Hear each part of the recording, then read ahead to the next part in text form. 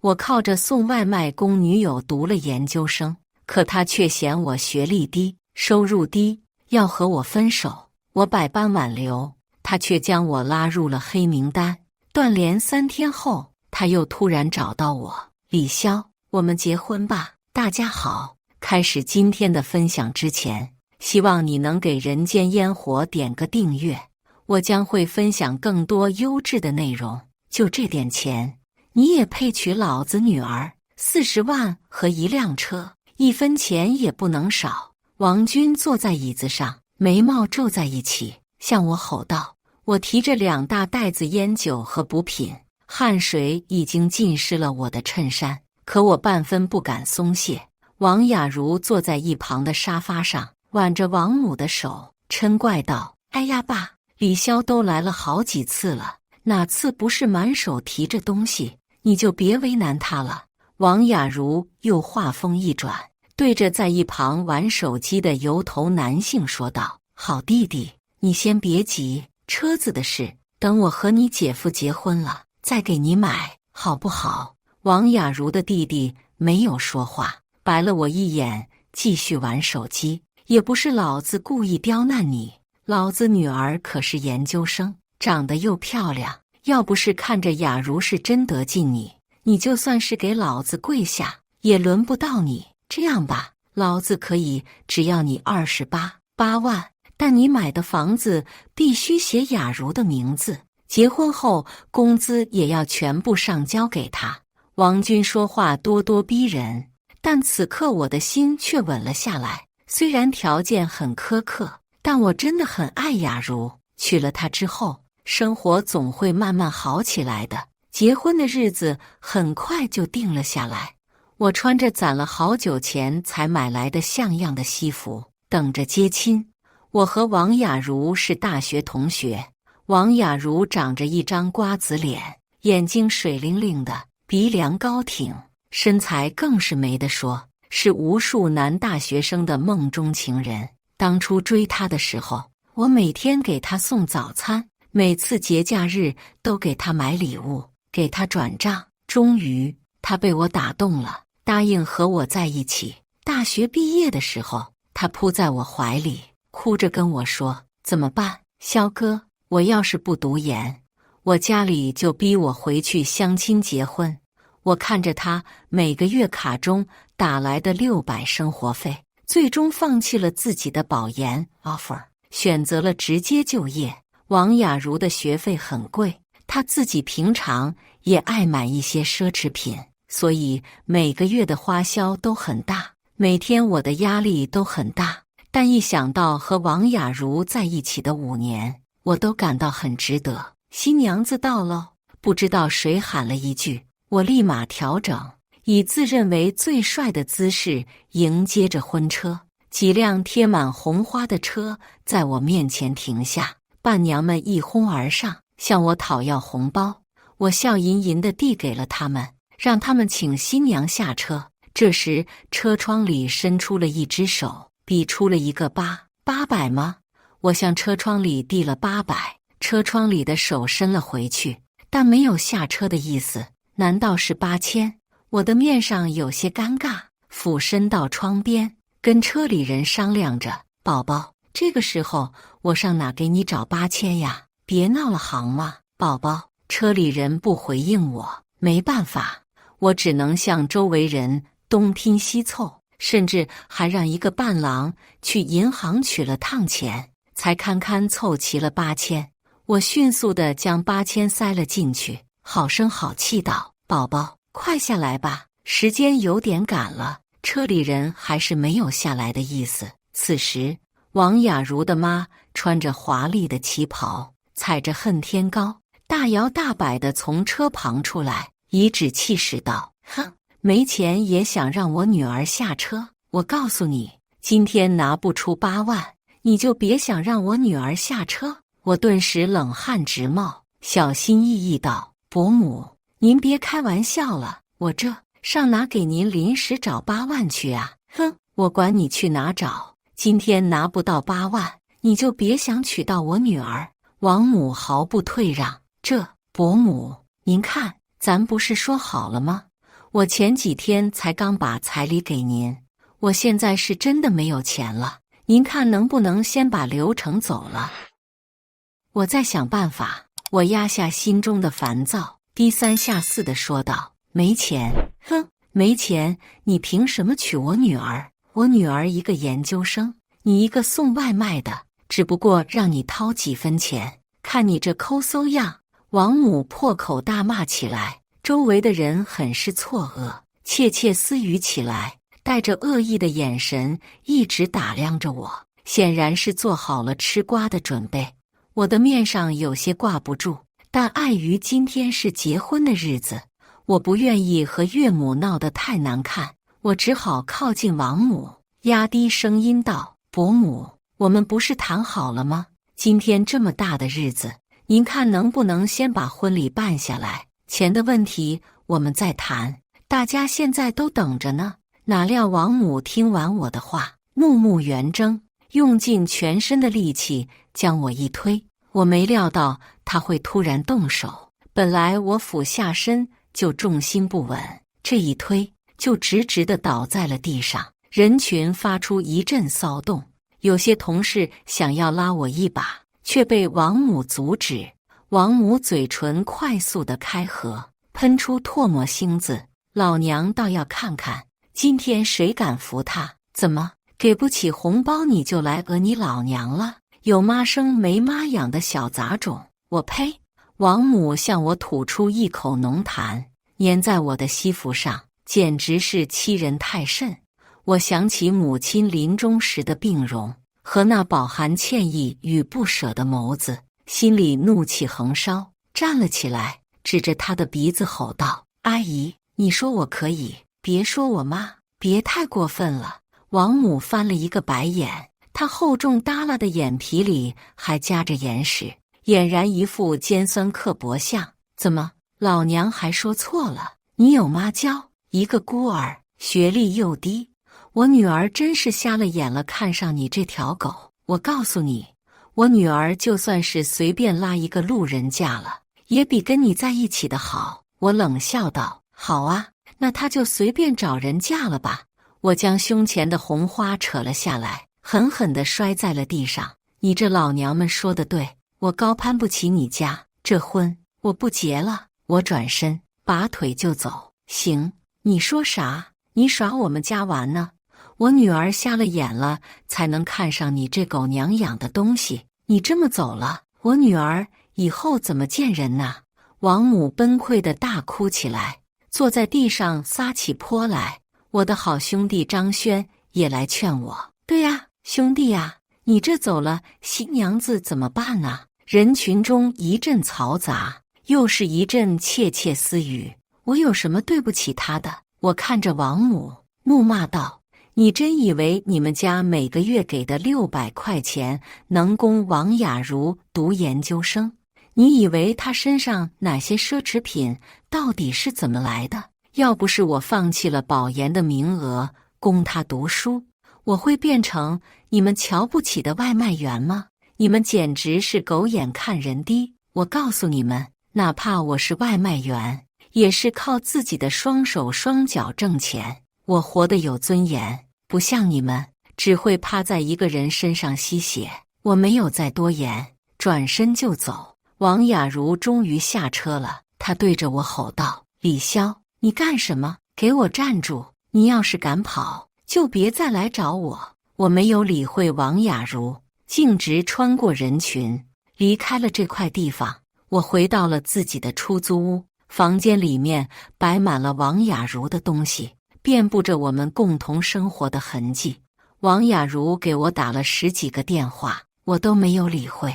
我将手机调至静音，点燃了一根烟，烟雾缭绕，我沉醉在这片雾气中，几年的压力都在这一刻得到了释放。抽完这根烟，我开始收拾起了王雅茹的东西。既然结束了，那就将她的东西收好，让她来拿吧。在看到一张白色报告单时，我的手颤抖起来，大脑里面一片混沌。这是一张产检报告单，检查时间是我们断联的那3天，胎儿已经快2个月了。可是我从来没碰过她。王雅茹之前谈过很多男朋友，但她却是我的初恋，我有些介意。但是转念一想，王雅茹长得漂亮，身材好，会撒娇，她有过几段感情经历也无可厚非。我只恨自己没能早点遇到她。王雅茹告诉我，她是一个保守的女人，只有结婚了才愿意让我碰。于是我等了她5年，这最为血气方刚的5年里，我没碰过她，也从来没有找过其他外面的女人。可她呢？她绿了我，怀着别的男人的孩子，想要跟我结婚。至此，她还大言不惭地向我索要30多万彩礼、车和房子，甚至连她的婚纱、婚礼场地以及酒宴都全部是由我出的钱。我颤抖着手将产检单拍了下来，留作证据。我点了一支烟，给王雅茹打了电话：“李潇，你还敢不接我电话？我告诉你，快点给我滚回来，不然……”一接通电话，就传来王雅茹劈头盖脸的辱骂：“我们分手吧！”我平静地说道：“分手？你敢和我说分手？除了我，谁还看得上你？”王雅茹持续输出的：“我再给你说最后一遍，分手！1个小时内过来把你东西收走，然后滚！”我语气严肃，没有给王雅茹半分面子。王雅茹似乎也被我这一番话噎住，她没有再说话，挂断了电话。是啊，毕竟这5年内，我像只狗一样舔着王雅茹，从来没有对她说过狠话。40分钟后，王雅茹来了，我随手丢给她了几件衣服，告诉她：“你的衣服拿走吧，从今以后我们再无瓜葛。”就这些，我的化妆品和包包呢？王雅茹有些生气。化妆品？我从房间内拿出了一堆瓶瓶罐罐。王雅茹作势要接，我身形一扭，将那些瓶瓶罐罐一瓶又一瓶的当着她的面摔了去。你做什么？王雅茹一脸肉疼与不可置信，伸手想拦，我出言嘲讽道：“烂货而已，你也要？”王雅茹的脸一阵青一阵红的，她看出来我在骂她，气得直跺脚。好啊，你想分手是吧？把我那一堆奢侈品都给我拿出来，从今以后我们再没有关系。我看着王雅茹小人得志的嘴脸，内心一阵厌恶。哼，你真把那些东西当做你的了？你倒是把你的购买记录翻出来呀！你要是拿不出来，我马上告你抢劫！滚回去，让你妈把彩礼钱退给我！我冷笑一声，直接将王雅茹推出了门外，关上了门。王雅茹此时在门外纯像个跳梁小丑，她激动地拍着门：“李潇，李潇，你他妈来真的呀！”她见我不作声，又换了一种语气：“潇哥，潇哥，人家错了啦，潇哥，你别生气了，潇哥，潇哥，好，李潇，我告诉你，你别后悔。”王雅茹重重地踹了一脚门，灰溜溜地离开了。我看着王雅茹那堆奢侈品，在官网上查了查价，哪怕按照贬值后的价格卖出去，也能有20万。我想，我怕不是被鬼上身了。王家人那副刻薄的嘴脸在我脑海中不断回放，按照他们这家人的尿性，肯定会讹上我。我必须得收集证据，早做准备。我洗了个澡，睡了一觉，醒来后已经是夜晚了，外面还下着淅淅沥沥的小雨。我感到有些饥饿，打算出去吃些东西，再慢慢处理后面的事情。雨淅淅沥沥地下着，此时温度也已经下降到了个位数，隆冬快来了。忽的，我听到草丛里传来窸窸窣窣的声音，伴随着奶猫的叫声。想着天气这么冷，我害怕小猫活不下去，便钻进了草丛，却撞到了一个女孩。女孩黛眉鹰口，一双桃花眼，含情脉脉。她飞快地爬起来，抓住了小猫。小猫在她怀里扑腾不安。我将小猫接过，不断安抚，它也逐渐安静了下来。于是我抱着小猫，和它一起去了宠物医院。女孩说她名叫白青青，她感谢我帮她抱住小猫，执意要请我吃饭。我推脱不过，只好答应了。白青青带着我进入了一家还算高档的餐厅，我心中不免有些悲凉。我已经很久没有好好吃过一顿饭了。这5年来，我凭拼死拼活的工作，经常是一天吃不上2顿饭。早上2个大白馒头，白天实在饿得走不动路了，就去街边随便一家店买一份廉价的盒饭。但我从来没亏待过王雅茹，我的钱大多都转给了她，平常礼物也不停歇，哪怕是我们过生日、各种节日，我也是直接转账给了王雅茹。她说她要请她的好姐妹吃饭，说来也好笑，她不在朋友圈公开我，却花我的、用我的去维护她那可笑的圈子。喝点什么？白青青眼神含笑，温柔地问我。我正打算回答，却看见王雅茹挽着张轩，两人举止亲昵，在大庭广众下接了一个吻。我的行动比思考还快，下意识地打开了手机拍照录音。张轩是我最好的兄弟，大学的时候我们是一个宿舍的，关系好到吃同一碗泡面，穿同一条裤子。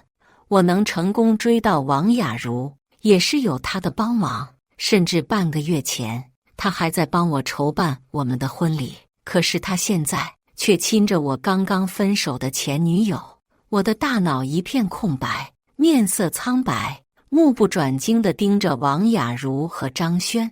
白青青似乎注意到了我的反常，打量着王雅茹两人，挑了挑眉，眉目中似乎多了几分考量。王雅茹也注意到了我，她立马和张轩分开，下意识地松开了他的手臂，一脸无辜地看着我。李潇，你怎么在这？我有些艰难地张开嘴。你们有多久了？王雅茹面上难堪，不做回答。张轩此时却做起了护花使者，对我嘲讽道：呵呵，你说呢？给你点好脸色，你还真把自己当我好兄弟了呀。所以产检报告也是你的，为什么？张轩，我的嘴唇发白，颤颤巍巍地吼出了这句话。王雅茹面色惊恐，下意识地想要反驳，却没来得及阻止张轩。对，就是我的种。你能给雅茹什么？我在一家大厂上班，最近刚升为经理，工资稳定轻松，工资高。难道你就希望雅茹一直跟着你过苦日子？就你那点工资，连你自己都养不活吧？张轩不断出言嘲讽，王雅茹也有了底气，也开始注意到我对面的白青青。哟，看不出来吗？你也玩得挺花的，我们才刚分手，你就开始跟别的女人约会了。看这一身大牌，限量版的也敢穿仿货呀，真不怕别人认出来，丢人。王雅茹口齿犀利，特别是在看到白青青的脸的时候，眼中的嫉妒不言而喻。白青青抿嘴笑了笑，微微开口：你身上背的这个包是2年前的款式，市场价格也就1-2万，这包皮质太差了，一眼假，应该是250就能淘到的货色。不过也确实，烂货用烂货，顶配。白青青似乎是不喜欢说脏话，她说完这句话，神色有些不自然。王雅茹气得耳根子都红了，她死死拽住张轩的手，用力地挤压着。张轩也觉得自己被挑衅了，对着我威胁道：你知道我们总裁是谁吗？只要我去吹吹耳旁风，你那外卖工作就干不下去。哼，我还忘了，就你这货色，还装上逼请女人吃饭了，不会到时候付不起账吧？张轩没有犹豫，拿起手机拨打了一个电话。不一会儿，一个穿着名贵西服、戴着金丝眼镜、浑身散发着一丝贵气的老人走了过来。卢老板，就是他们想吃霸王餐。这小子穷得很，怎么可能吃得起这么贵的东西？张轩说得很大声，很多客人都向这边看过来，他们似乎对张轩大嗓门的行为很不悦。现场的人不断议论嬉笑，等着看一出好戏。还有甚者拿起来手机开始录像。白青青抿了一口咖啡，说道：“别让老鼠屎毁了一锅汤。”王雅茹哈哈大笑起来：“你是在说你自己吗？你以为我们张轩是谁？他可不是你们惹得起的人。”王雅茹话还没说完，他们就被2个高壮的保安架了起来。“妈的，你们干什么？你他妈拎错认人了！放开老子！草泥马！李潇，你这靠女人的东西，你给老子等着！”张轩的话音刚落，就被扔了出去。在场的很多人拍了照片，发到了网上。估计过不了多久，2人就会被冲烂。卢老板连连鞠躬，给白青青道歉，但白青青并没有为难他。白青青给我递了一张名片，外卖员的工作不稳定，也很辛苦，我很看重你，你可以来这个地址找我。我心下感激，张开嘴又想给他解释什么，他止住了我的话头。我明白你想说什么，旧的不去，新的不来，不要纠结于不好的事情，向前看吧。回到家后，我在二手 App 上将之前给王雅茹买的奢侈品一一变卖，很快手上就有了20万。我看着这20万，内心就觉得讽刺无比。我为了娶她，每天累死累活的抢单、跑腿，经常腰酸背痛的睡不着觉，也仅仅是为了给她更好的生活。但她呢，却和我最好的兄弟搞在了一起。我在憧憬畅想着与他的未来的时候，他在床上与我最好的兄弟翻云覆雨。从小到大，我吃过很多苦，但自认为还算是一个体面的人。白青青也说得很对，人总归要向前看。这段感情我尽力而为了，把彩礼要回来就画上句号吧。我拿起手机，将黑名单中的人放了出来，给他编辑了一条短信：我从来没有对不起你，把彩礼钱退给我，其他损失我不找你要了，就这样吧。过了几分钟，一个突兀的视频电话打了进了，我犹豫再三，打开了录屏，接通了这个电话。一打开视频，王军那张胡子拉碴、怒气四溢的脸沾满了整个屏幕。又是你这死小子，老子草泥马，老子养了王雅茹这么久，你连这点钱都不愿意付。婚礼那么多人看着呢，你这死崽子，直接就他娘的走了，你还敢问老子要彩礼？老子没问你要赔偿费，都是给你脸了。蠢人，真是晦气，这婚是你自己不结了，别像个狗皮膏药一样缠着老子。怎么会有这么不讲理的人呢？是我不想结，是你女儿出轨在先，她还想让我反驳的话语还没说完，却瞥见了镜头里一个熟悉的身影，张轩。手机里传来他们嬉闹的声音：“哎呦，谢谢姐夫，你给我安排的工作我很满意。嗨，说这些干嘛？都是一家人，哈哈哈。”我这才看见他们桌上摆着丰盛的酒菜。我在出租屋里背负着不甘与恨意，他们却在家里庆祝，阖家团圆。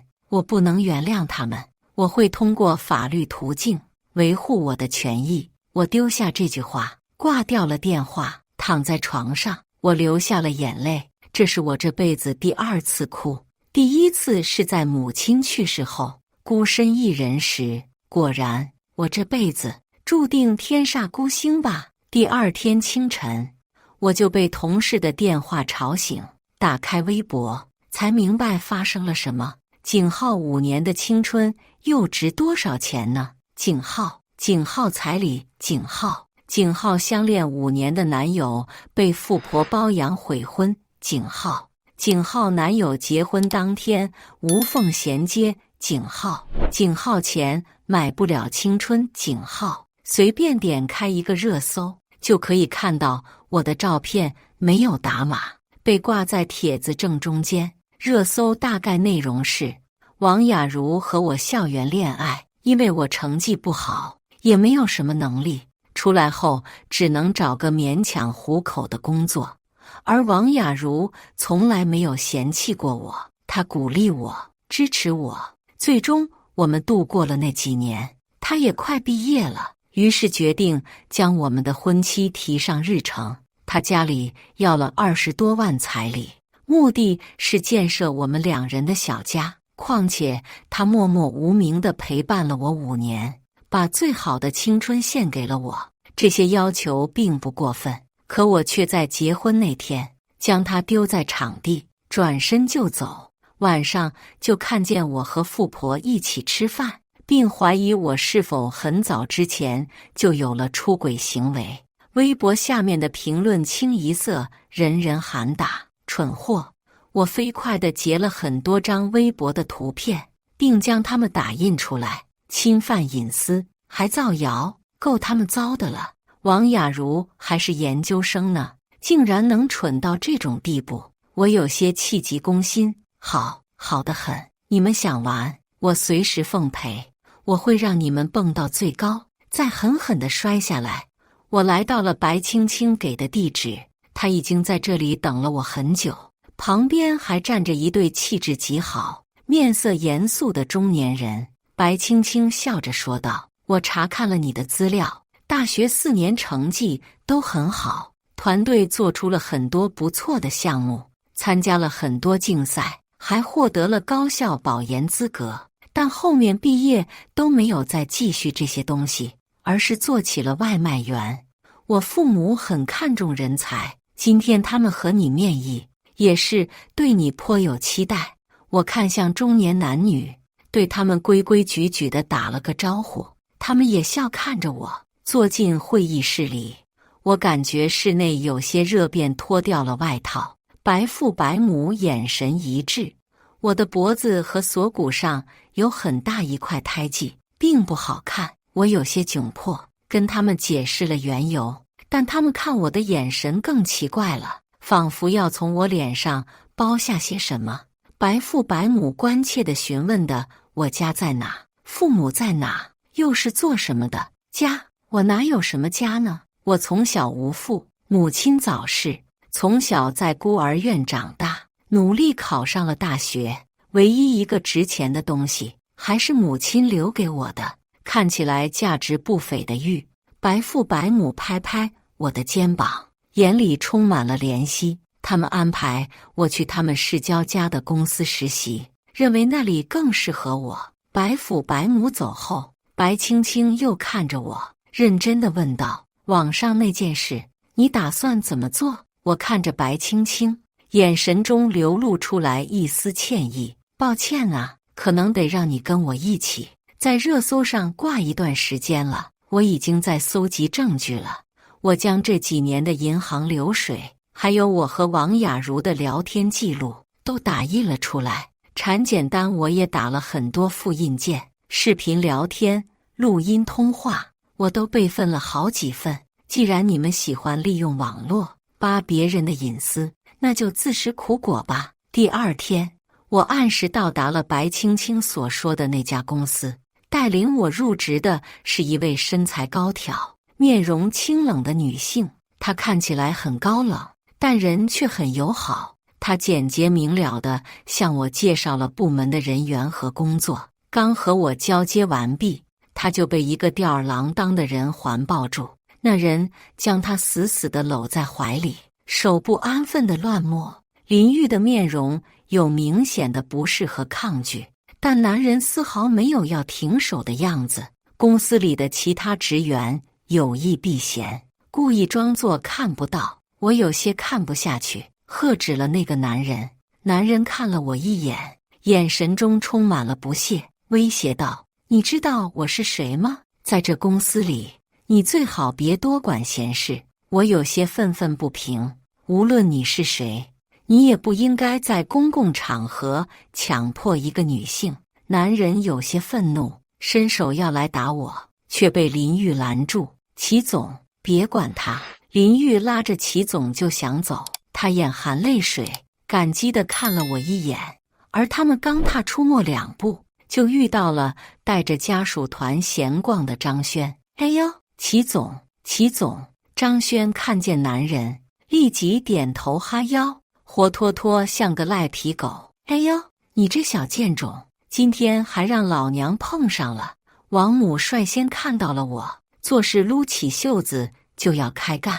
被称为齐总的人似乎对他这副没有素质的行为感到很不满，但又听到张轩在他耳边耳语了几句，他转过头来，饶有兴味地盯着我。就是你吃软饭绑富婆，还对着好兄弟甩脸子。王父捕捉到了关键因素，暴跳如雷道：“你这小杂碎，还敢出现在老子面前？你自己绑上富婆，还好意思反咬老子女儿一口？”王母也在一旁搭腔：“啧，真恶心！哪像我们张轩这小子啊，自己能力优秀，又有幸被齐总这位伯乐赏识，一步一步才走到了今天。”齐总似乎很享受这种被追捧的感觉，一脸得意地看着我。我并不想把私事带到工作上来，也不愿意给白青青造成麻烦，只咽下了这一口气，不想理会。我想转身离开，却被齐总死死拉住。小子，你惹了事就想跑，你想做什么？我问道。你惹了我兄弟，当然是不能这么轻易算了。想走吗？也可以。齐总眼神蔑视，居高临下地看着我，将脚伸了出来，跪下，给我舔鞋。随即便有2个身材高大的保镖向我靠近，将我架了起来。我被摁在地上，我努力反抗着，却难以抵挡。我的头已经快要低下去了。一群人满怀恶意地看着我，嘴角都要咧到天上去了。其他职员也俨然是一副僵尸的形象，麻木而闪躲。只有林玉眼眶带泪，一脸心疼地看着我。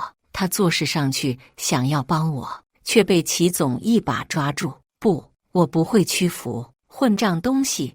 一声老爷子的暴喝从背后传来，紧接着齐总被一根拐杖重重地捶打在地上。齐律呀，齐律！我们家怎么出了你这么个孽障？前段时间才出了事，你又要造什么孽呀？老爷子痛心疾首地怒骂道。老爷子身后跟着白青青，白青青看见了，赶忙来扶我。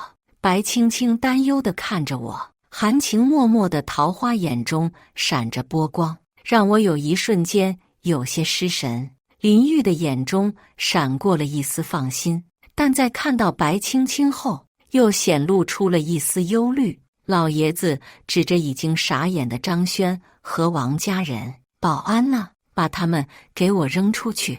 张轩吓得马上跪在地上，抱着老爷子的腿，求情道：“董事长，我错了，求求您给我一次机会吧！我上有老要赡养，我还要结婚了，不能失去这份工作呀！”老爷子并不买账，转身拿起拐杖就捶在齐律身上，打得齐律到处躲闪，像一只到处乱窜的驴。小伙子，对不住啊，是老爷子我没养好孙儿，要不是青青找我，我都还不知道，真是丢我齐家人的脸。白青青狡黠地向我眨了下眼睛，看来这小姑娘是故意的，就等着抓齐律现行呢。我不禁也笑了，心里的阴郁也被冲淡了些。过了几天，白青青跟我去接小猫冬玉出院。小猫浑身雪白，性格温顺，我和白青青都很喜欢它，但走在路上总能听到路人窃窃私语的声音，那不会就是5年事件的男主吧？看来真是被富婆包了呀，还有脸出来玩呢？我会帮你。白青青轻声说。不用，我温柔地笑着，我是个男人，我会处理好一切。一群疯子，我会比你们更疯。不是喜欢看我的笑话吗？那我就站在台上让你们看。我发布了一条内容为：我是5年事件的男主李潇，明天下午7点，我会在市中心广场准时向大家忏悔。第2天准时，我带着制作好的 PPT 文档，非常细腻且通俗易懂地向大家介绍了王雅茹一家人的所作所为，包括我打工供王雅茹读研究生、买奢侈品，他家狮子大开口彩礼40万加1辆车，结婚当天临时开口要价8万才下车。王雅茹早就和我最好的兄弟绿了我从没碰过王雅茹，她却怀了孕。还有那天晚上他们耀武扬威的视频，我在打印了我大学时期的成绩单、证书、竞赛奖牌、保研通知书，以及王雅茹当初求我供她读研的聊天记录和生活流水。她的产检单忘了说了，她受孕的那段时间我根本没在 A 市，我被派到总部学习，根本没有和她接触的机会。网络上疯传我的 PPT 和视频，留言不攻自破，反转，原来李潇才是那个老实人。我的天哪，怎么世界上还有王家人这么贱的生物啊！6666666，太会倒打一耙了。我的结束致辞还没讲完呢，王父王母就带着我的前小舅子找到了中心广场。哼！王雅茹确实还没蠢到这种地步，她倒是不敢露面。李潇，你这是做什么？你疯了！这种事你还给外人看？王大宝一脸横肉，恬不知耻地说着这句话。外人？我跟你们家有什么关系？你们不是喜欢在网上逼逼赖赖吗？那就让大伙都看看喽！我抱着手臂，出言讥讽道：“你这死小子！你要是还想和我家雅茹有联系，赶快把这东西删了，给老子跪下道歉！”王军眉头拧成了一个川，做事要上台来打我，还不等我开口，吃瓜群众倒先说话了：“哎呦，你这老头，我兄弟给你点脸，你还飞上天了！”这兄弟一表人才，口齿清晰，跟谁谈不好，非看得上你女儿，不要脸的老东西！兄弟，我跟你一个大学，我知道你们。王雅茹可是出了名的交际花，你被绿绝对不止这一次。一群不要脸的东西，一家人都这么恶心，太逆天了！你们也太会颠倒黑白、倒打一耙了吧！王母看着大家都不向着他，便直接躺在地上撒起了泼。哎呦，你们这群人欺负老年人！哎呦，我年纪大了哟，心脏病都犯了！哎呦，你们气死我了，我起不来了！王母躺在地上打滚，但没人吃他这一套。很快就有人报了警，我已经报警了。你们造谣诽谤人家，还想讹我们，你就等着吧！王军脸色一黑，拉起王母就想走，奈何他们一家被吃瓜群众里里外外围了个遍，根本走不掉。我也跟着去警局喝了杯茶。他们造谣诽谤，占用公共资源，被拘留了几天。王军恶狠狠地瞪着我，说出来后非砍我不可。网络事件发酵得很快，热心的网友很快拔出了王家之前造的孽。王家还想再扑腾2下，却淹没在了一片骂声之中。很多人扒出了王家不为人知的往事。王父年轻时是开建筑公司的，欠了很多农民工的血汗钱。后面农民工罢工不干了，他工程也不要了，卷了钱就跑路。王母年轻时给人家做保姆，不爱卫生，经常给宝宝吃自己嚼过的饭，手脚还不干净，偷偷拿女主人家东西。王大宝更是坏事做尽，上学时欺凌同学，沉溺网吧，天天带着几个小混混去抢低年级同学的钱，仗着父母不管，在学校里面无法无天。王雅茹更是逆天。王雅茹是被扒得最深的那一个，她从初中时就开始捞钱，男女都捞，高中大学校园霸凌女同学，到处传播别人的谣言，还欺骗男同学感情。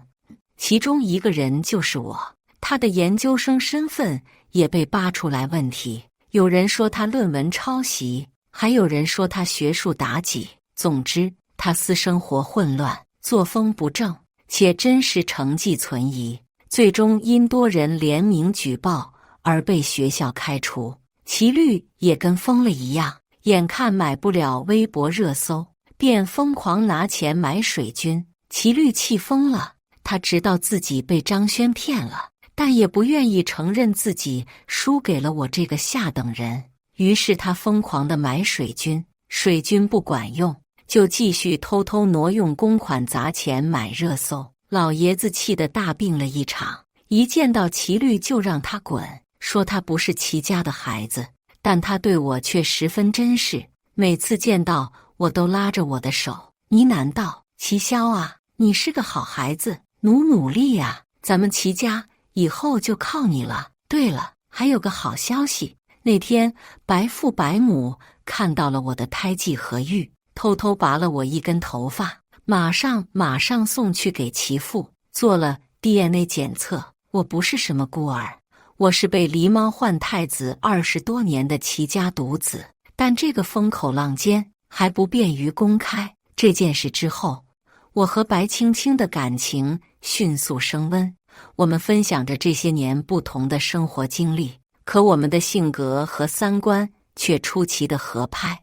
跟他在一起的日子非常轻松快乐，是我那5年间从未有过的体验。况且白家和齐家2家世交，我们之间还有一纸婚约。一天，我和白青青抱着冬玉窝在家里看电影，却接到了王雅茹的电话。在青青杀人的眼神中，我被迫接了王雅茹的电话：“萧哥，你还在生我气吗？萧哥，我知道错了，你原谅我好不好？我们家被好多人堵了，我父母不敢出去，我也进不去。萧哥，我身上1分钱都没有了，你可以让我来你家吗？”王雅茹带着哭泣，低声抽泣着。白青青倨傲地给我使了个眼神，我有些无奈地摸了摸她的头，却还是按照她的意思做了。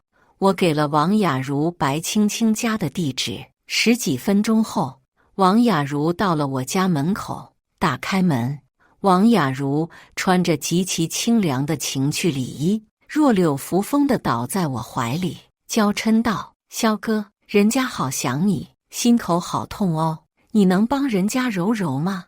白青青也从里屋走了出来，对我说道：“萧宝宝，青青的头也好痛痛哦。”我看着白青青，顿时觉得她娇柔可爱，立刻甩开了面如死灰的王雅茹，将白青青拥入怀里。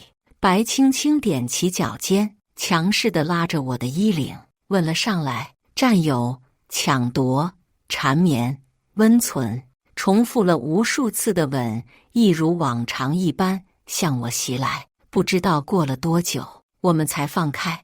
我看着青青情迷意乱的样子，心乱如麻。萧哥，我们真的没可能了吗？王雅茹失魂落魄，颤抖着开口：“萧哥，其实那天，如果你再等我几秒钟，我一定会下车的。我也觉得我妈很过分，可是如果不是弟弟，我也想。”王雅茹神色悲伤，却有9分真情流露：“萧哥，我爱过你。对不起。”王雅茹夺门而出。王雅茹是一个为达目的不择手段的人，我不是一个不给自己留后路的蠢货，更不可能因为他的3言2语就对他心软。或许他极端的父母和家庭环境驱使他做了很多错事，但错了就是错了，并不能以任何理由来粉饰，而我对他也尽力了。况且我的眼里早就只有青青了。注意安全，潇潇。我坐在之前那间出租屋里，看着周围熟悉的一切，又想起了青青的叮嘱，是时候结束一切了。咚咚，玄关处传来了敲门声。谁呀？我疑惑地问道：“老子是你爹？”门外人听到了熟悉的声音，直接抱起，拿起利器疯狂砍我家的门，斧头声一次比一次重地落在了我的门上。我出租屋那单薄的门也变得摇摇欲坠起来，夹杂着各种不堪语言的骂声，变得越来越兴奋。天杀的东西，你敢惹老子，老子今天可不得把你给办了！门外的人喘着粗气，我故意夹着嗓子颤抖地说：“你干什么？不要！我已经报警了！”哈哈哈哈！那就看看是警察来得快，还是老子的斧头快。王军此时跟疯了一样，越来越兴奋地砍着门。最后一下，门开了，客厅里是一部手机，随即四面八方冲出来一群警察，将王军制服在地上。我从房间里走了出来，一脸无辜地摆摆手道：“警察同志，你看，他是真的私闯民宅，还想杀我。”王军一脸不可置信，粗糙的脸被地板磨得出了些血。他似乎想起了什么，怒目圆睁道：“操，你敢害老子！”我一脸震惊：“关我什么事？你都要砍死我了，还说我害你？”他家门口被围得水泄不通，还是我以妨碍公共秩序为由找了业务，才让他有溜出来的机会。我明明是为了他好，毕竟他家都快弹尽粮绝了，这怎么能怪我？况且他拘留前说的话，阿 Sir 都听到了，我也就顺带申请了个人身保护令。现在证据确凿，被抓了个现行，你就直接进去吧。齐家人花了大量人脉和彩礼，重新调查了当年狸猫换太子的事情，没想到当时的保姆就是王母。齐家直接将完整的证据递交给了警察，王母也进了局子。开庭那天，齐家高调地宣布了我的身份，并为我请了最好的律师。王家一行人已经是精神萎缩，瘦骨嶙峋，但知道这个消息，眼神中又闪过了几丝金光，随即又暗淡了下去。没攀上高枝的懊悔，逼人太甚，又无意造就我认祖归宗的悔恨，还是没有把我钉死在地上的不甘。王父因为私闯民宅、故意杀人、不支付劳动报酬罪，判了10几年。王母因为敲诈勒索罪、拐卖儿童罪判了无期。王雅茹情节较轻，认错态度良好，只吃了2年牢饭。3人入狱那天，互联网上一片叫好声，一家人就是要整整齐齐的。好寺庙，萧哥辛苦你了，简直是为民除害。在运送他们去监狱的路上，还有人蹲守着，等他们一过来，就向车里扔菜叶和鸡蛋。虽然车内有着防护网，但他们脸上不免都沾染了些奇奇怪怪的汁液。王父王母早已没有了当初那副颐指气使的神态，王雅茹也神色低落，目光呆滞。王小宝失去了经济来源，自己好吃懒做，又什么都不会，只能靠着偷东西度日。不久后也被人报警抓了进去。王雅茹入狱期间，坚持要生下腹中的胎儿，因为她年轻时打过很多次胎，如果这一胎再不生，以后恐怕都没有怀孕的机会了。但大家都没想到，胎儿有着非常严重的先天免疫力疾病，听说是近亲繁殖的结果。一盘问，原来他出轨对象不只有张轩一人，而近亲繁衍只可能是齐律了。王雅茹患上了严重的抑郁症，在狱中自杀。自从我被扒出来是其是真正有血缘关系的孩子后，齐律以前各种霸凌别人的视频也在网络上疯传，被千万人唾骂。他本就衰弱的神经也在知道自己和亲生妹妹发生了关系，且生下了夭折的孩子，受到了很大的精神刺激，变得疯疯癫癫。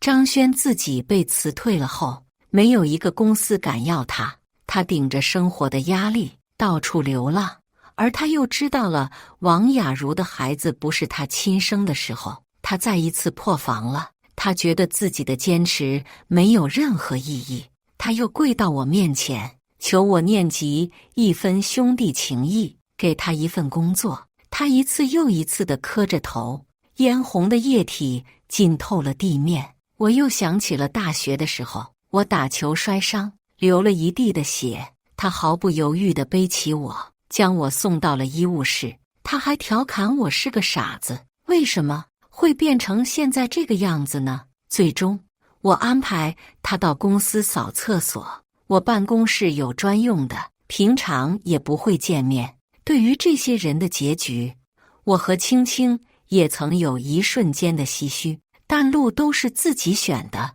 我们无法改变别人，只能走好自己的人生。我在公司低调地学习了2年，2年后，青青给我求婚了。没错，是青青给我求的婚。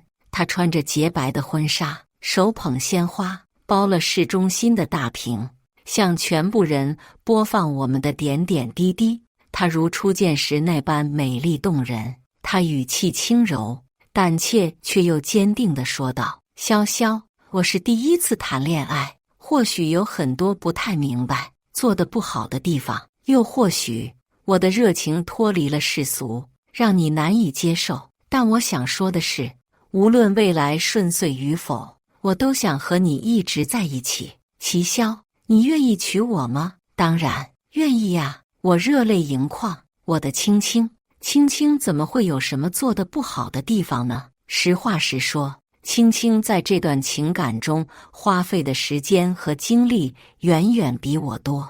她每天下班都在公司等我，经常换着花样给我送便当，经常会收到她送给我的鲜花，出差异地不间断的视频电话，无关节假日昂贵的礼品，等等等等。青青为我做了太多，在我压力最大、最为低谷的时候，也是她一直鼓励我、照顾我。我亏欠她，但我也深爱她。微博再一次炸开了锅，微博人们既惊讶于2大世家的联姻，又为我娶到了这么好的女孩而咬牙切齿。他们又扒出来我以前和王雅茹的事，又对比了我和青青。好家伙，网络上谁不说我一句苦尽甘来？不久后，我和青青举行了婚礼仪式，那是一场盛大的婚礼，2个龙头集团喜结连理，2家还是世交。当我把戒指戴在青青手上的时候，我想我一定要一辈子对她好。和青青结婚后，我也开始正式接手公司事宜，慢慢的，曾经那些被骑驴霍霍的产业也被我不断盘活了起来。公司员工也没有再收到骑驴的欺压，他们受着良好的待遇，工作热情也提升了上来。不出5年，齐家的商业能力更上一层楼。这5年里，我遇到过很多向我投怀送抱的女人，甚至还有趁我出差直接溜进我酒店房间的女人。她们矫揉造作，一丝不挂地请求我的垂怜。你问我有没有把持不住？当然没有。我不仅没有，我还报警把他们送进去了。他们都不及我的青青，即便有再多人以无论什么目的接近我，我都只忠于青青一人。我和青青可是绝对的纯爱。在公司里，我一直察觉到林玉对我有着不一样的感觉。我让自己别像个普信男一样多想，但自己又无法忽视他那含情脉脉的眼神。但我跟青青的感情全公司皆知，他应该也不会有别的想法吧。事实上，他确实和我保持距离了2年多。如果除去那饱含情意的眼神的话，在我宣布要结婚的那一天，全公司的人都在庆祝，只有他一个人在角落偷偷地哭。第2天，他约我去了一家咖啡厅，林玉坐着位置上，眼眶红红的，盯着我看了很久。他拿出了一个本子，里面夹着一片枫叶，问我：你还记得它吗？我看着那个本子，不禁疑惑，我有见过这个东西吗？林玉眼中的泪水快要包不住，终于是自嘲地笑了笑。学长，高中的时候，我跟你一个学校的。秋天，枫叶卷起，你还记得我吗？我的脑海中忽地想起来一个片段。秋天的时候，我帮助一个被霸凌的女孩赶跑了霸凌者，并扬言以后谁欺负她就是跟我作对。我长得高，身体强健，他们自然不敢招惹我。女孩子哭得很伤心，她的本子被撕坏了，枫叶被风卷起，堆在了本子的纸页上。我从包里拿出来一个新本子，捡起来一片枫叶，送给了她。学长，以前高中的时候很胆怯，总觉得机会无限，可到了大学的时候，才发现变故往往只是一瞬间。我等啊等，等了5年，却还是没敢跨出那一步。学长，如果那天扶你的人是我，那结果会不会不一样呢？啊，我在说什么？林玉情难自禁，眼泪如珠子般往下坠。抱歉，学长，青青是个很好的人，祝你们新婚快乐。我抽了一张纸，递给他，救赎你的人，从来都是你自己。我说道。林玉表情一致，随即露出了释怀的笑容。谢谢你，学长。我笑了笑，转身离开。正是我救赎了自己，才遇到了我的青青。全剧完，接下来是我们本期第2个故事。大学4年，纯靠兼职养活自己，可刚实习就被爸妈逼着交出工资，就为了给妹妹交大学学费，就连我加班被车撞的鞋都飞了，领导还说不算工伤的时候，我彻底怒了。躺平吧，人生不过3万天。直播卖货我睡觉，结果10万人围观我打呼噜。产品卖爆了，没钱买房，那就买个老破小，能住就行。OK， 遇到拆迁了，游戏玩辅助打了个0-10，我怒骂同城野王是菜鸡，线下约架，谁输了谁叫爸。结果发现被爆头的是公司的高冷总裁，总裁拎着我的衣领，现在叫爸还来得及，加班到11点，我9点泡上的面都快泡成面糊。我还在努力赶实习生小海剩下的烂摊子，本以为毕业之后顶多过上用头发换钱的交换生活，结果头发没了，钱也没赚到。就因为同组的实习生有背景，听说和上级领导老李有点关系，我就像那上赶的怨种一样，实习生学得慢我来教，实习生错了锅我背，实习生没做完的工作我加班赶，键盘敲得冒烟，桌子上手机也像催命铃一样响。喂，我刚应一句，那边便像鞭炮一样，你上班了，翅膀硬了是吧？电话这么久也不接，你干脆别认我这个妈了。我叹了一口气，妈，我在加班，快说吧，什么事？你应该快发工资了吧？打我卡上吧。你妹要交学费了，我妹要交学费了，关我什么事啊？那边又是一阵怨骂，你是老大，就应该让着你妹，明知道你妹学美术要花不少钱，你要累死你妈我吗？我只听说过伏地魔，明明我和我妹同样都是女孩，为什么我妹一出生就好像自带滤镜似的？我是留守儿童，可她不是。我在农村烧锅炉的时候，她在城里陪爸妈逛游乐园。我也曾有过美术梦，甚至连老师都夸我有天赋。可当我告知爸妈之后，他们应激的又蹦又跳，一边说着家里条件差，一边骂我不切实际。可妹妹一如小时候那般，只要我得不到的东西，她都热衷于争抢。她一说要参加美术艺考，我爸妈立马四处打听，为她铺路，最后也只是上了职校，她自己要上的，自己打工挣钱去。我大学4年，你们不是也什么都不管？这句话就像戳中了我妈的肺管子啊！你现在是怪我们不管你生活费是吧？真是白生你了，你看着办。工资不打过来，我坐飞机过来也要扇你一顿。我妈这么些年来从来不问我过得怎么样，第一次说要来找我，居然是为了讨我的工资，给我妹花，真是可笑。我将电脑重重扣上，拿起背包朝公司外走去。这一路脚下都沉如灌铅，可一辆飞驰而来的汽车却让我的命运发生了天翻地覆的改变。汽车将我连人带鞋的撞飞几米远，所幸只受了轻伤。我本意只想休息几天，让公司报销一下医药费，可是向领导汇报的时候，领导老李居然蹦得几尺高的说不算工伤，要不去告。说完，办公室门一关，生怕担一点责任。我反手打开劳动仲裁网，随便吧，反正这一人2份工的怨种工作我也不想干了。只要我没有工资，我妹就啃不上我；只要我躺得够平，谁都别想剥削我。我将高跟鞋从脚上脱下来，正打算开门扔到老李头上时，小海急匆匆跑过来找我，态度十分嚣张。他将一份文件扔到我面前，语气就像公司是他开的一般。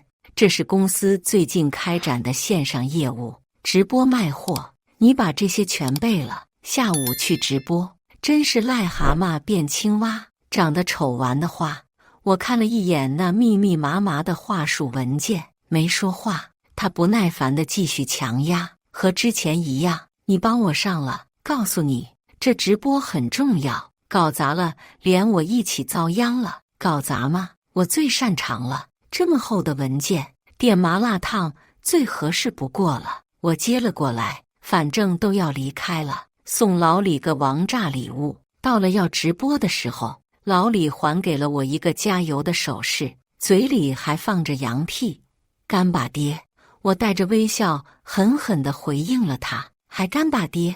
等会就让你叫我爹。直播房间大门一锁，我点了个熏香蜡烛，鹅毛枕头一铺，直接开睡。这一觉空气很香，门外的叫骂声很响，不一会我就完全睡死过去。一间房2片天，我呼噜很响，外面老李崩溃的直嚷：你怎么在睡觉？今天总裁可能会视察直播效果，你这是不想干了吗？你想死别连累我呀！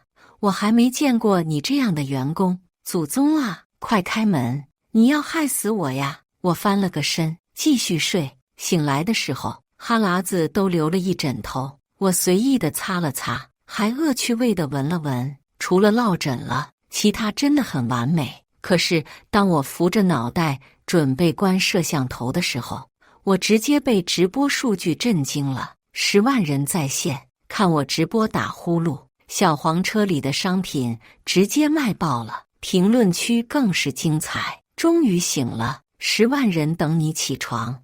这妮子打呼噜声音太大了，我妈问我是不是在看老母猪的养殖视频。哈喇子啥味儿的？你是睡得真香啊！告诉修驴蹄子的，我今天不去了，我就要在这里听美女打呼噜。我吓得连忙关了直播。开门时，一直等着发功的老李憋得脸色青红，他还没来得及说什么，我妈电话又打了过来。不用说，又是要钱。我直接仰天长啸，我要被开除了，想要钱做梦吧！开除我吧，开除我吧！开除完我就回出租屋睡大觉。吸血鬼们，见鬼去吧！狗屎运被你撞见了，下次就没这么好的事。老李一句话把我搞懵了，我直接一个歪头。老李翻了个白眼。总裁说了，只要今天实习生的直播效果好，就可以直接转正，工资也按转正后的发。我妈破口大骂：好啊，你还敢骗我！我连忙在我妈骂得更脏之前挂了电话，回头看向小海，他正咬牙切齿地看着我，可能正在后悔这样的机会白送给了我。直到我拿到正式员工工牌的时候，还是猛的，在小海面前晃荡了好几次。怎么回事？都不想干了，怎么突然转正了？我的人生从来没有这么顺过，原来躺平这么爽的吗？那我就不客气了。员工牌还没热半天，老李一脸谄媚地找到我：小柳呀，既然你能力这么优秀，下午我的那个项目你去谈，这个项目总裁可是十分重视的，谈好了功劳那可是非常大的，我相信你。捧杀是不是？公司的狗都知道这家公司极其刁蛮，尽管每次谈合同的业务员都带着10万分的诚意去，最后都会被羞辱得一无是处。我邪魅一笑，他不想谈，我不想签，没有比这更完美的事儿了。搞砸这个项目，为公司的倒闭添砖加瓦。来到约谈地点的时候，我连合同都没拿，没人比我躺得更平，落枕的脖子还有点疼，只有高昂起头颅的时候才缓解一些。所以当对方负责人看见我的时候，我正迈着六亲不认的步伐，高傲地拿鼻孔俯视他。他见惯了卑躬屈膝，显然第一次见我这样的，有些不习惯，却还是双手环臂地拿出王者姿态，嘴里问我：你很拽吗？我也不知道自己是不是脑子抽了，回了一句：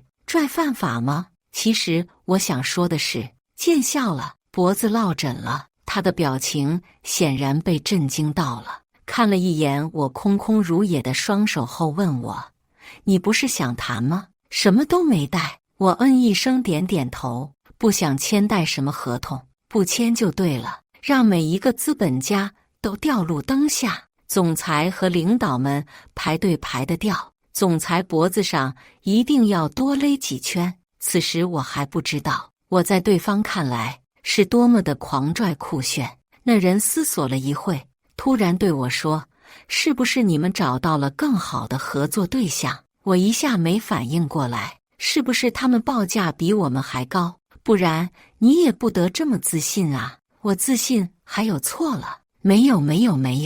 他一下拉住我的手，我知道，是不是以前我们态度太差了？我们也只是想压价而已，咱们有话好说。怎么事情发展越来越奇怪了？我一下推开他的手，你别这样，咱们没什么好说的，你们要不忘初心好吗？结果他把我拉得更紧了，报价再高1成，我不是价格的事，再高2成，你高2成我也不签，3成。几乎没有利润了，就为了稳固我们2个公司的合作关系，最后是他草拟复印的合同，逼着我签了字。当时被撞时，老李叫嚣着不算工伤，这下连主管都来问候我，要我多休几天，公司的栋梁不能垮了。我莫名其妙成为了公司栋梁，开启了带薪休假，就是这一休，直接让我的躺平生活更上一层楼。在家刷腹肌难刷的累了，我打开了毕业后就没再玩的游戏，匹配的时候设置了同城优先，随意选了个辅助，结果因为太久没玩，完成了0-10，队友野王嘎嘎乱杀，我嘎嘎乱送，最后我打开了麦，猴子不参团，你在草丛里坐月子吗？防御塔不拆是留着当名胜古迹吗？兵线全吃了，你让我们都拿低保啊！我咔咔一通喷，话刚落地，听筒传来磁性又低沉的声音：小朋友，答应我这局打完了就去写作业好吗？这话说完的时候，他刚完成了5杀，队友都在牛啊牛啊，只有我气得鼻子眼睛拧在一起。你说谁小学生呢？有本事限时来约啊！看姐不把你猴毛拔了。那边传来低笑，用嘴打游戏不如多刷几道题。他是彻底把我当小学生了。我现实中受老板的气，游戏中还能受他的气吗？不管什么形象素质了，我直接一通国粹，跟拨电报似的避了过去。那边没了声音，果然没了道德之后，整个人都舒爽了。游戏结束，正当我以为此战告捷的时候，他给我发来了验证信息，是一串地址，还是个同城侯。我回了个等着，谁输了谁叫罢，叫上了公司的同事，就打算第二天掐架去。约架的地点离公司不远，同事趁着午饭时间跑了出来，老远我就看见一个穿着黑色西服的男人坐在约定的地点，小头发还吹得挺板正。我往手心吐了口唾沫，抡起我的包就往他的头捶了过去。小样被我打得猝不及防，捂着脑袋，眉头紧皱地看向我们。我乐得原地嘎嘎直笑，同事却抖成一团，对着男人说：“总裁。”我的笑容僵在原地，嘎嘎嘎的笑声都不知道如何收场。总裁，我不可置信地看着面前这个目光如刀的男人。同事瑟缩地点点头，早就听说总裁年少有为，国外留学回来之后就继承家产，帮着公司一连升几个台阶。本以为这么能干的人应该是个粗糙的彪形大汉，结果看着却如此清瘦俊秀。他被我砸得眉头紧皱，即使表情如此扭曲，也能看出这张脸底子真的非常的好。这么好看的男人，脾气应该不会那么暴躁吧？我嘿嘿陪着笑，正笑着就被他细长的手一把拎了起来，言语厉色，几乎咬牙切齿。现在叫罢还来得及，我挣扎不已，心里10000头羊驼奔腾而过，却又不敢惹怒这个看似清瘦，实则一身腱子肉的男人。呀，疼！他听我这样说，真的放开了我，又摇了摇头。你除了一张嘴厉害，也没什么实力了。我很忙，不和你浪费时间了。说完，他整理了一下发型，准备离开。我拍了拍被揉皱的衣服，一脸嚣张地对着总裁的背影打拳。我也就输在脚点不着地，他再赶来，我一拳，总裁又突然转过身，我连忙把手伸回来，我一拳把他的腰肌劳损给捶好。看着肌肉那么发达，一天下来应该挺酸的。我给捶，总裁上下扫视了我一眼，脸上露出了不可言喻的表情，然后对着我们说：“这件事不准外传，否则后果自负。”我点着狗头附和：“放心吧，总裁，我嘴最严了。”他满意地走向了公司大楼，只留下了一个背影。第二天，全公司都在传我是总裁的地下女友。当然，谣言是我传的。我和那些小说里面的妖艳贱货可太不同了，人家忙着避嫌，我忙着沾边。只要我够胡说八道，就没有气不死的总裁。工作上不能给他添乱，生活上总可以了吧？可是没想到总裁没气死，倒是把总裁他妈气得连夜下战书，要求见我。地点约在了一个奢侈品店。我知道套路，不过就是拉踩我一波，或者要是不离开他儿子，他就让我吃不了兜着走什么的。反正我就一个大躺平，兵来将挡，水来土掩。店里，总裁妈妈身穿旗袍，眼神高傲。她环视了一圈我从来都不敢想的昂贵包包后，说了一句：“除了这个，其他的都包起来吗，夫人？”店员的嘴角都要飞起来了，跃跃欲试。他咳嗽了一声：“其他的都不要，就包那一个。”店员的脸色一下子就过山车一样，却又不敢表现得太明显。看来还是个会过日子的贵妇。他目光刚往我身上挪，我立马双手一伸，打断施法：“夫人，最近是不是总是失眠焦虑？”他刚还凶巴巴的目光一下就变得清澈且愚蠢了，一边摸着脸一边问：“对呀，你怎么看出来的？脸色很差吗？”“废话，连夜给我下战书，你能睡得着觉才怪。”看来还是个有点愚蠢的贵妇。不过这就跟诈骗犯筛选客户一样，够愚蠢才会接着往下骗。我看了一眼他右眼的空出来的戒指印，最近婚姻也不顺吧，应该多有争吵。他嘴巴大张，眼睛圆瞪，好像发现什么新大陆似的，左右看了一眼，附到我耳边偷偷摸摸说：“你怎么知道的？这种级别贵妇戒指一定常戴，有印说明最近才摘下来，一定是吵完架闹别扭。”我一通胡说八道加忽悠，最终他一边涕泪横流，一边喊我大师，完全忘了自己今天来了是干啥的。果然，总裁有时候脑子不好，不是空穴来风。大师，你说怎么办？婚姻失去激情，要如何挽回呀？我挠了挠下巴，漫不经心地回答：躺平摆烂呗，不争不管不搭理。他一点思考都没有的，就毫不犹豫地连连点头。准备走的时候，却又觉得哪里不对劲，原地寻思了好久，终于又回来，重新叫住了我：“来，加个微信，下次打麻将叫你一起，我买单，好吗？”还意外把总裁他妈搞定了。所以当总裁打电话来口吐芬芳的时候，我一点都不虚。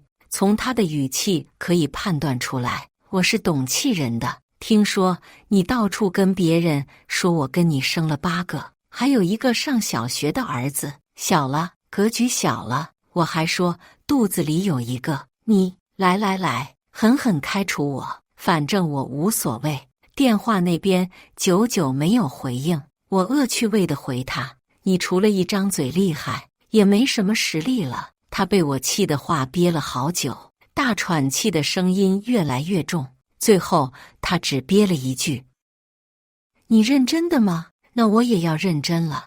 我又何惧他3言2语的威胁，假刚休完就回到了公司。总裁妈妈给我打来微信电话：你太神了，这几天我不理他自己玩自己的，他反而来关心我，我们一起约会，还给我重新买了戒指。你现在在公司哪个岗位啊？我让我儿子给你升职加薪。我正打算拒绝他，又接着说：不对，你都是我儿子女朋友了，这公司早晚也是你的。就是公司里面人在传你和我儿子一胎生8个，是怎么回事？这副太天真的可爱，难道不觉得一胎生8个太离谱了吗？阿姨，我开玩笑的。他确实笑得很开心。没关系，我儿子最近太忙了，等他忙完，我安排你俩定亲。我的不还没说出口，那边就挂了电话。感情这阿姨谣言只听一半，又或许她也觉得生8个太离谱了，本以为还耐得死几天，只不过报应来得太快，本来总裁还得1周才能回公司的，结果我才到公司，他就风尘仆仆地赶了回来。我只见到了他的一阵影，就接到了牢里的一堆任务，所有刁难人的洽谈项目都交给了我，美其名曰磨练我。除了总裁的报复，也没谁了。他不够毒，就找毒的来治我。不过他强任他强，清风拂山岗，管他合作的公司领导身价几个亿，领导夹菜我转桌，领导讲话我唠嗑，领导开门我上车，领导唱 K 我切歌，领导敬酒我不喝，领导小妹我先摸。最后是总裁先受不了，把我叫了回去。只不过这些领导就好像见了新鲜事似的，纷纷不乐意了，都要和我这个有性格的小职员签约。最后一堆业绩之下，总裁咬牙切齿地给我升了职，同时和我进入公司的小海却还在实习期，只是见我时白眼翻得更高了。也不是事事都如意，我才给自己买了一支口红庆祝升职。我妈的电话打了过来，听说你不仅没有被辞退，还升职了，那是不是工资就更高了？你妹说毕业后要去你那边的城市发展，你看哪里房子合适，贷款买一个。我连住的都是租的，居然让我贷款给我妹买房子，真不知道她怎么想的。没钱，免谈。以往我上大学时投资挣了一笔，省吃俭用还给他记一点，他都给我妹挥霍了。现在我一点都不想给，别说房子了，别以为我不知道你存了不少钱，没有我们，你能有机会挣到钱，不可理喻。我没等他说完就挂了电话。谁不想要房子？我也想，可谁为我去奋斗啊？想要钱买繁华地段房子是吧？我偏要让你们失望透顶。我随便找了个老破小，又找同学借了一点，直接全款买下一套房子。破旧，但离公司不太远，而且也算有个自己的家了。我当即就发了个朋友圈，所有家当买了这个哦，从此不做房奴。一是宣战，二是真的高兴。配图破烂的不得了，不少亲戚朋友自然开始在评论区阴阳怪气，离市区太远了，这个地段的老破小，没什么价值了，没钱不要学人家在城里安家，你这相当于钱完全砸了，这环境住得下去吗？送我都不要，要不是本身就抱着扔了钱都不给他们的想法，连我自己都有点怀疑这个决定是不是有点草率。我妈更是在家族群里发了长篇小作文骂我。我爸不说话，我妹也帮腔。我姐一向爱慕虚荣，干出这种事一点都不奇怪。只有总裁妈妈发来祝贺，改天去庆祝你乔迁新居。我为此连着吃泡面吃了好几天。就在我还在研究今天吃哪种口味的时候，之前的房主突然打来电话，我加价30万，房子能不能还给我？房子才卖没多久，他怎么会突然反悔？除非有鬼。等我跟邻居们打听后才知道，这2天突然就开始传这里要拆迁了，一招天一招地，属实是破烂立马捡到金子了。消息传得很快，那些前段时间还嘲笑我的亲戚朋友们，突然都纷纷开始给我发信息联络感情，各种虚伪的寒暄。然而最不能忍受的是，还在后面送走了好几波来看房子想要收购的买主，门还没关上就被一双大手一下拦住。我妈拎着一个粉红色的行李箱站在门口，后面跟着我妹妹，她什么话都没说，就跟进自己家似的，把行李箱往我房间一摆，就开始指点江山。这个大的房间你妹睡，我睡次卧，你睡那边那个小房间吧。我妹抬脚准备进来，却被我单手插兜拦在原地，问她凭什么？凭我是你妈？我妈一把推开我，上去牵我妹的手，我被推得一踉跄。我妹擦过我肩膀的时候，脸上还露出挑衅的得意笑容。我直接将他俩都拦住了。这个房子户主是我，只有我能决定谁住在这。我妈冷哼一声，既然你话都说到这里了，正好咱们都说明白了，你把户主加上你妹的名字。我直接一个大无语，要是按面积分的，我岂不是白分给他一半？这房子是我借钱买的，我不干，你不干也得干。且不说你是老大，就应该让着你妹。这么些年，你欠家庭多少恩情，你不清楚吗？又是这些说辞，真的够了。要说欠恩情，也是我妹欠。这么些年来，我一直都是留守，何曾在你们膝下成长？可是妹妹就一直有你们陪读，就连大学你们都不曾落下。我呢，穷的时候甚至需要室友救济，吃馒头就凉水。你们何曾想过我也是你们女儿啊？说这话时，泪水差点也要流出来。我妈被我问住，也沉默了。我妹推了我妈一下，给了她一个眼色之后，我妈最终叹了一口气，这样吧，刚才那些人给你加多少钱？我在基础上再加10万，房子过户给你妹，从此与你一刀两断，再也不用你管。我妹啧了一声，妈，你花钱干什么？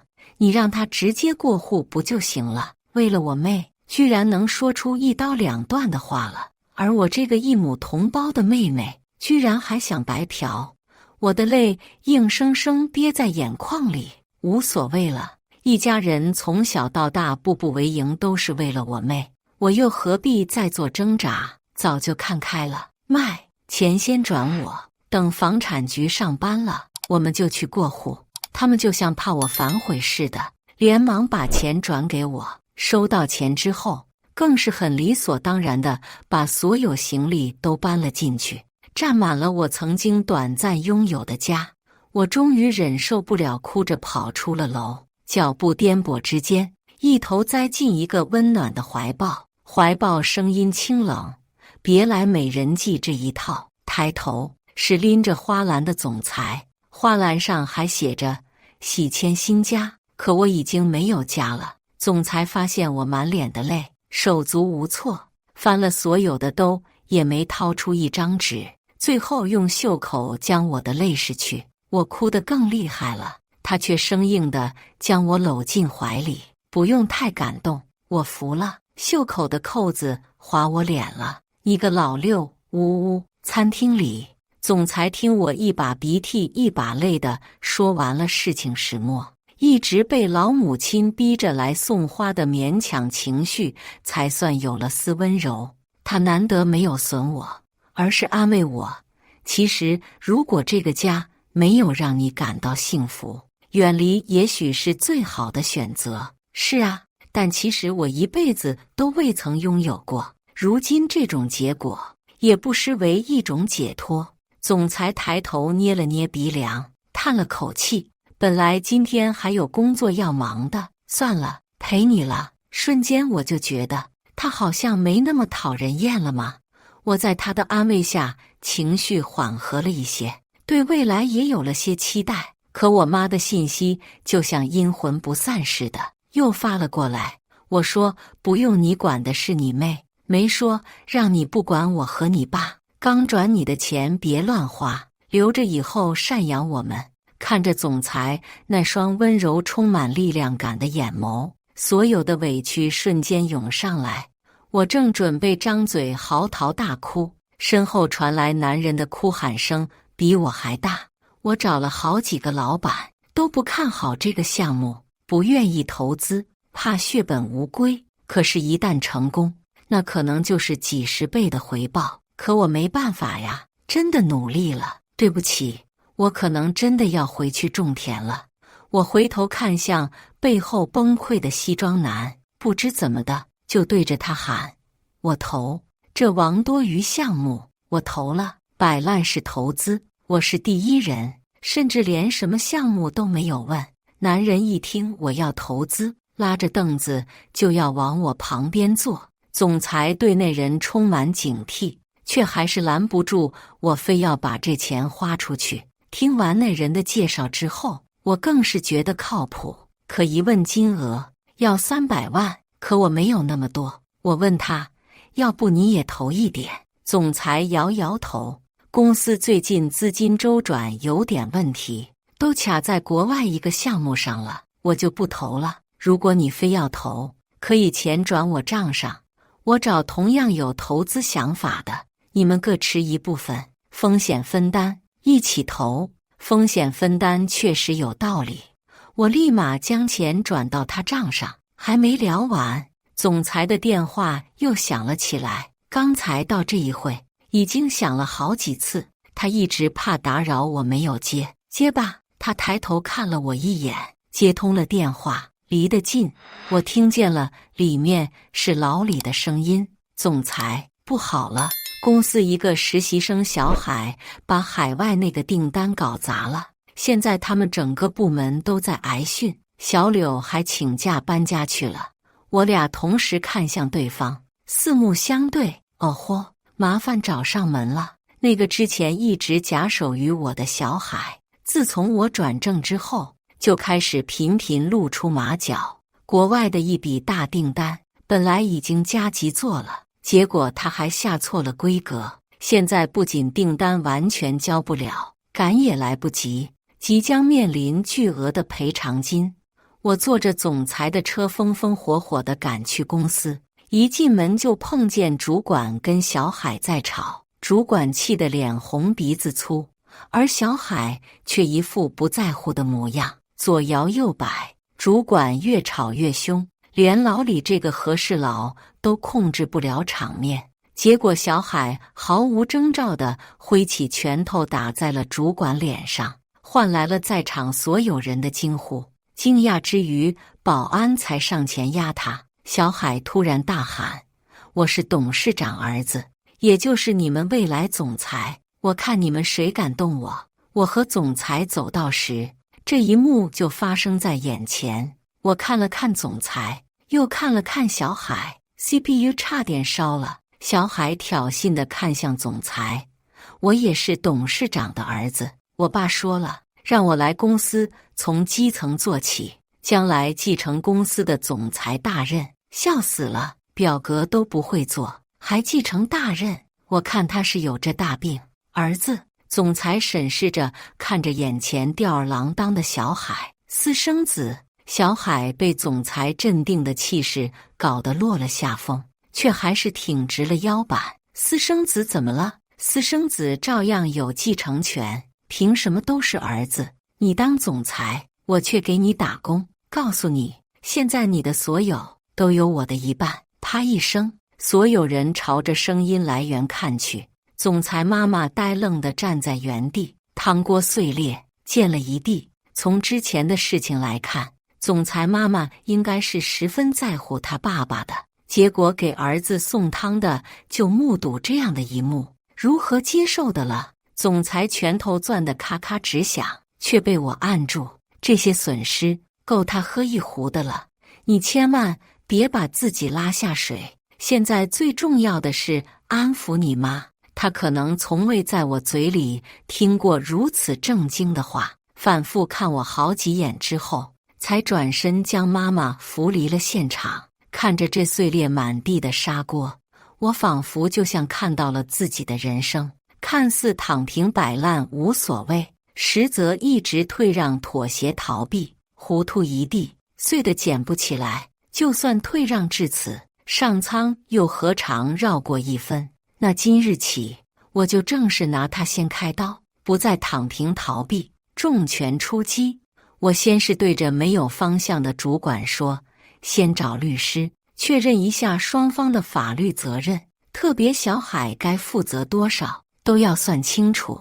他第一次见我这样对他说话，明显愣了一下，随后又啊的一声匆忙答应。还有小海打你一拳，算故意伤害，先报警再说。这下主管都不带犹豫的打开了手机。小海还想上前推搡我，被保安拦住。他嘴里骂骂咧咧，别以为你跟姓文的小崽子传点绯闻，就真当自己文家儿媳妇了。我告诉你，像你这样的女人，我爸根本就看不上。如果我没记错，之前你妈来给你送衣服的时候，我看见你妈也是非常朴素的女人吧？我冷眼看她，这句话一下把她噎住了。真不知道那么朴素的阿姨怎么生出你这么虚荣的儿子，还是从小没自己爸教养的原因。这句话彻底激怒了她，她挣脱保安束缚，朝着我奔过来，却被闪在我眼前的身影一下打倒在地。总裁，他怎么又回来了？还叫总裁，叫名字？我愣了一下。文松。他回头看我，挑了一下眉，正当防卫，拉不下水。看着他故作轻松的模样，可那眼底的忧虑却还是瞒都瞒不住。内忧外患，这对整个公司都是十分巨大的挑战。吵吵闹闹一通之后，我就再也没见几个人的身影。我在公司一连颓废了好几天，直到文松妈妈给我发来信息，要我去总裁办公室。虽然已经猜到不是什么好事，但事情真相却远超我的预估。心情沉重的敲门，开门的是文松，他眼里裹着悲，只看到我时稍微的抬起来一丝光，而文松妈妈还在跟董事长对峙。你说要小三还是要我？几乎是嘶吼着。董事长低着头，痛苦地抚着面。你说呀，还偷偷把私生子带公司来，还想抢我儿子的位置，你真是可以呀！谁知道他是不是故意弄错订单，坑害我儿子？你引狼入室，好狠的心！文松妈妈一边骂一边哭，看着让人心疼。而角落里，小海妈妈更是柔弱的不能自理，一声不吭抹眼泪。文松妈妈看她那个样子，气不打一处来，要去揍她，却被我拉住了。阿姨，你冷静点，不值得为这些人气坏身子。小海嘴里嘲讽，我们文家人说话，有你什么事？文松挡在我面前，拳头又是咔咔作响。我女朋友不算文家人，难道你算？小海被他吓得不自觉往后退了几步。我是他女朋友。我扶着他妈妈的手都在抖，不可思议地看着他，一点不像说假话的样子。好了，董事长突然打断，我不想选择，你们别逼我。小海他妈苦了一辈子，你荣华富贵什么都没缺过，难道你还不满足吗？我直接被震碎三观，本来不打算多嘴，也得说几句了。叔叔，荣华富贵难道不是阿姨这个正妻该得的吗？小海他妈但凡不插手别人的婚姻，好好嫁人，又怎么会落得这个下场？你又是谁？我轮不到你教训。董事长声音抬得很高，那就断绝关系。文松的分贝盖住了所有的叫喊声。那就断绝关系，你们离婚吧，我跟着我妈，你跟那个小三走吧。董事长面带犹豫，本来以为他要拒绝，结果却说：那签好协议，股权转让给你，我离开这里。我早已经知会其他股东了，原来早就在这等着，要把所有的风险都转移给总裁。好，文松和他妈妈毫不犹豫地同时答应了。文松妈妈很洒脱，对着董事长说：既然已知你不忠，便没什么可留恋的。说着，几个人就开始草拟协议。签完协议后，小海的嘴脸更丑恶了，哈哈哈哈！我们文大公子要从总裁变成穷光蛋了，不对，应该是负债佬才对。某人的豪门梦也要破碎了。我知道他在暗指我，我虽然胆怯，却还是鼓起勇气牵住总裁的手，哪怕负债，哪怕穷得吃泡面，我都愿意跟他一起面对。我打工一起还。小海冷哼一声，跟着董事长。不对，现在应该叫小海爸爸。走出了房间，刚到门口，我已经听见小海盘算着要小海他爸给他开个公司当总裁。看着深深叹了口气的文松妈妈，我还心疼着。手机铃声突然响了，刘女士，你投资的那个项目大涨了，像我当初承诺你的一样，收益翻几十倍。文松也听见了，可我还是高兴不起来。比起现在的窟窿，这些钱根本是杯水车薪。我掰着手指头，我算算一天要打几份工才能还完这些钱。白天送外卖，下午文松却伸手攥住了我的手指，别算了，你一天工都不用打啊！我看着文松脸上露出高深莫测的笑容，说来还是托你的福，我找不来合作人，就自己垫钱凑齐了那300万，不是为别的，只是为了你。谁知道如今翻了这么多，而且弄错的那些订单，那个人也有，正好有销路帮咱们销掉。原来你早就知道事情已经解决了。我一拳捶他胸口上，害我担心那么久，没想到却被他紧紧握住。那张好看的脸离我越来越近，不然怎么知道有人要一天打几份工给我还债呢？为了报答，这些钱全都给你。能有你这样的儿媳妇，也算是我们的福气。总裁妈妈欣慰地点头，却在看到我俩同时看向她时，又挥了挥手：“你俩继续，继续。”文松爸妈的离婚证办得很快，而我也终于有时间跟我妹一起去过了户。全程我没有和他们说一句话。过户完成之后，我妈和我妹高兴得跟什么似的，只有我爸好像有些良心过不去，给我带了点特产，嘱咐我记得做了吃。所有事情办完，我长舒一口气，也是时候和这些人划清界限了。我拉黑了他们3个所有的联系方式，这算是最好的结果了。本以为事情就此结束，可我忘了，原生家庭才是最大的坑。文松妈妈几次3番的暗示我做她儿媳妇，我也是笑笑不说话。只有手机银行上数不清的数字才能给我安全感。柳小姐坐拥这么多资产，有什么打算呢？文松突然从我身后冒出来，脑袋勾到我的肩膀上，我吓得一哆嗦，却被他嘲笑：“你这钱怎么跟偷来似的，这么不惊吓呀？”我狠狠捶了他一顿，然后开始畅想：先在市中心买套房吧，然后再买辆好车，然后再去国外旅游。文松眉眼微垂，有些不开心。感情1分钱都和我没有关系，我还为你花了好大一笔呢。我疑惑地抬头看他，却见他单膝跪地，从背后拿出来一个鸽子蛋大小的戒指。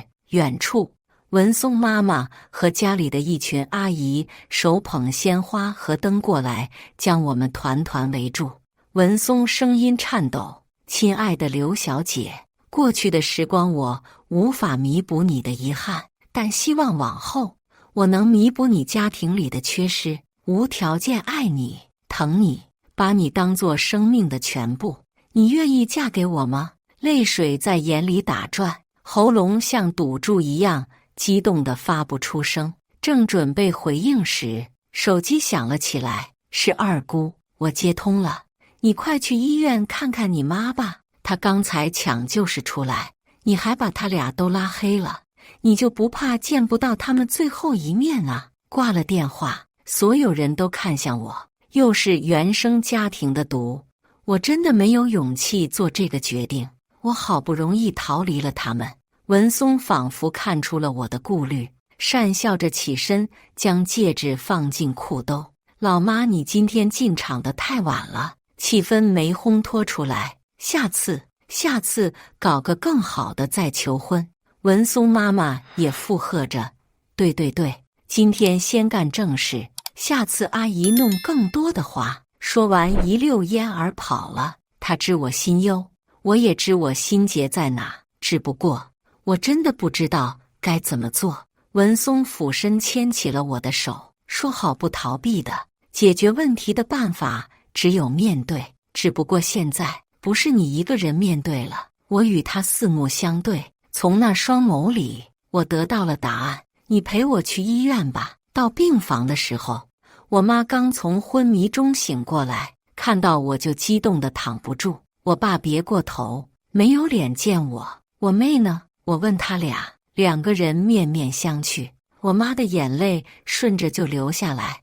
我说：“你妹怎么最近总是从我要钱？听说你房子要拆迁了，缠着要我来找你过户。”原来她欠了很多网贷。我爸这时已经开始抹眼泪了，好像多委屈似的。我面无表情：“还不是你们惯的，你们天天给他那么多钱，怎么还会欠网贷？”我爸这才开口，不争气的：“网恋谈了个男朋友，一直借网贷给人家花钱，一听说房子不拆迁不值钱了，立马跟我们闹。我们才知道他欠了那么多钱，不拆迁了。”我有些疑惑。我妈接着说：“就在你拉黑我们没几天，有人已经说了，这栋老破小拆迁纯属中介因为房子不好卖出去炒作。谣言没传多长时间就被人家戳破了。”你妹一听这个，又哭又闹，要我们赔钱给她。我一时发急，就什么都不知道了。我爸扭过头，眼里都是失望：“还不是你，非要说什么大女儿小时候受过的委屈，一点不让小女儿受。你看看现在，报应来了，惯得他为所欲为，让大女儿也和咱们产生了隔阂，真是搞笑。在我身上的亏欠，全都弥补到我妹身上，对我公平吗？很小的时候，我就知道我和我妹的区别，犯同样的错误，她会得到安慰，我会得到责骂。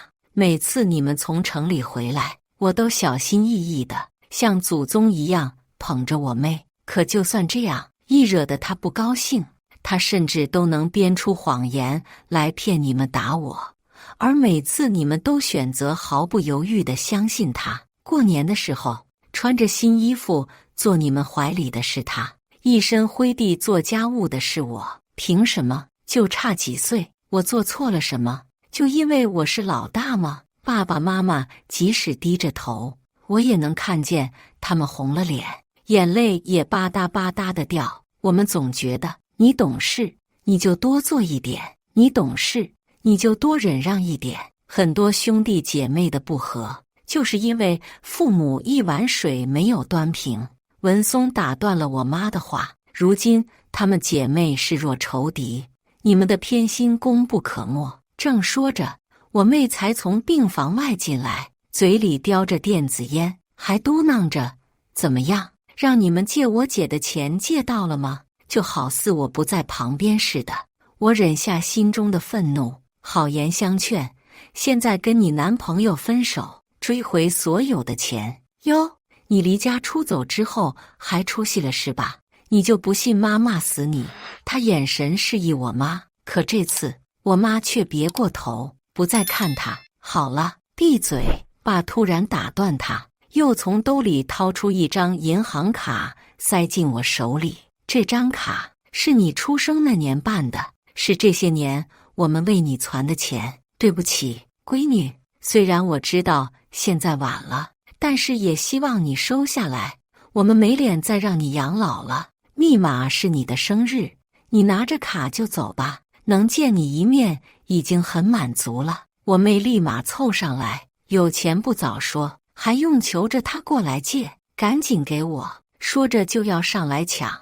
文松抬手准备阻止，我却先他一步，一巴掌扇在了妹妹脸上。这一掌，我替你们管教不力而打，造成妹妹现在骄纵无度。她惊讶地回瞪我，见父母没有反应，她哭嚷着：“爸妈，你们就这样看着吗？”我又一巴掌打过去，这一掌为你从小到大不曾敬我一分，欺我压我而打。他还没缓过来，我又一巴掌扇过去，这一掌为你不知悔改，为非作歹而打。以往父母未曾管教之痛，今日便让他受个遍。我再次抬手时，他跪下抱住了我的腿。姐，我错了，别打了，你听我解释，我也是被逼无奈。我和他在一起视频的时候被他偷拍了，他借此一直纠缠我，威胁我。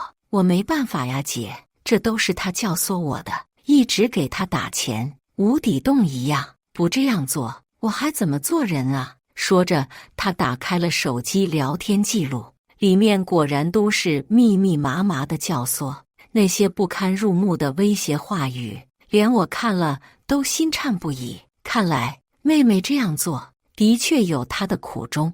我心有犹豫地看向文松，我爸却先开了口：“别管他，你管他那么多年已经够多了，从今日起不会再给他一分便利，要死要活都是他的命数。”闻言，我妹再也绷不住了，情绪彻底崩溃，她竟重重向我磕了一个响头：“姐，我真的知错了，求求你帮帮我，我从今以后一定洗心革面，好好生活。”看着妹妹额头上沁出的血丝，我终究还是心软了。纵然她万般骄纵，但终究她是我的妹妹，是我的骨血亲人。